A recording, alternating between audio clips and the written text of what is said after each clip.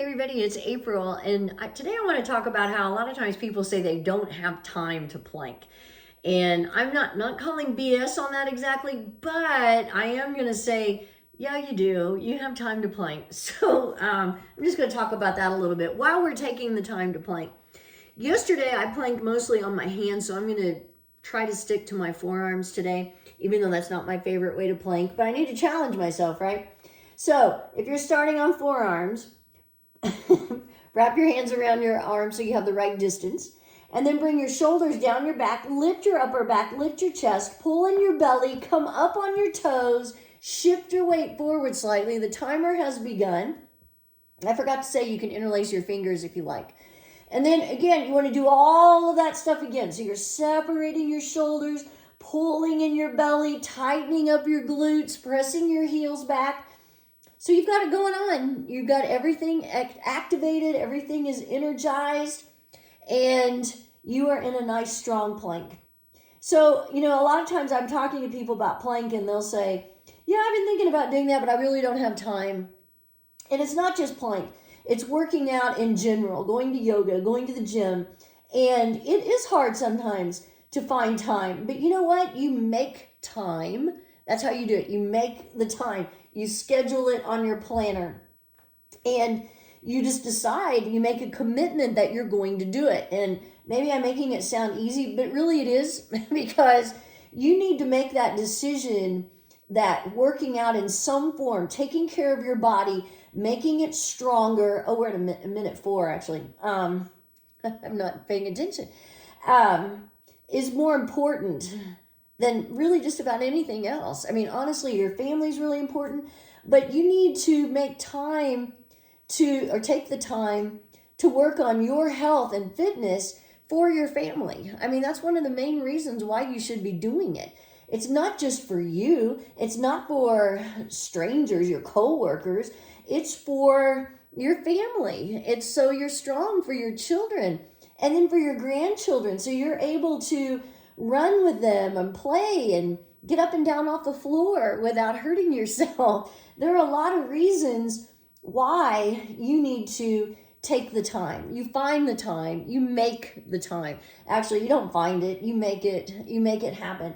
So we're coming up on 2 minutes. I'm going to switch to side plank.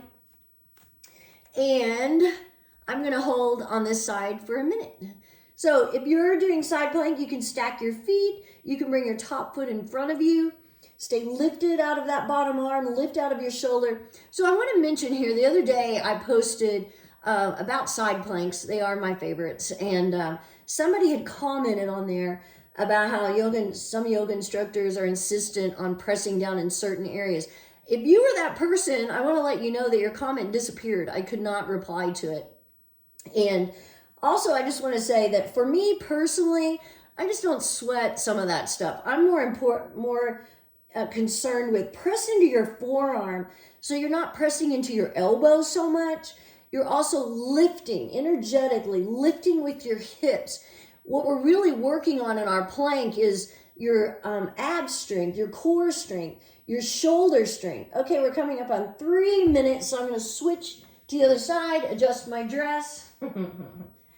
And notice, this isn't my first time planking in a dress. I do this frequently. And a lot of times, just to show you that, that could have been an excuse not to plank if I said, oh gosh, I don't have on the right outfit, or I'm going to have to take the time to go change clothes and find something appropriate to wear. Whatever you have on is appropriate for a plank. 3:30, I'm going to keep holding on this side. And then I'm going to finish on my forearms. And I don't think I really explained a while ago that forearm plank is not my favorite. And you know why? Because it's harder for me. It's harder for me to do forearm plank. I know some people who would rather do it on their forearms than their hands. So a lot of times it's personal preference. But I will have to say I find it much more difficult. And so I sometimes have a tendency to avoid it. Okay, I gotta flip my hair around here and straighten up my dress, get hair out of behind my ear. There's a lot going on when you're planking. Depending on what you're wearing, But you know what? It is just stinking hot, miserably hot. And today I was not about to wear anything besides a dress because, oh my gosh, you can stay so much cooler with a dress. This is one thing we gals have over you guys. We can put on a dress and it can be sleeveless and we don't have to have a lot on underneath it. And I do have stuff on underneath it, but I'm just saying it's not constraining. It lets the air move, keeps my legs cool. And I love being a woman, but especially because I get to wear a dress. I just, that's my little commentary, my fashion commentary today. We're at 5 minutes. I'm going to hold a few seconds longer.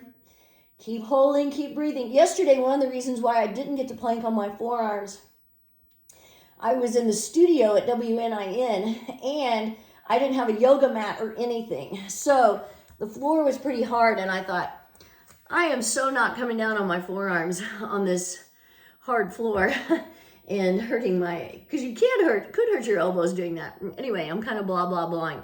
So hopefully you're not one of those people who says you don't have time for plank and you made time just now.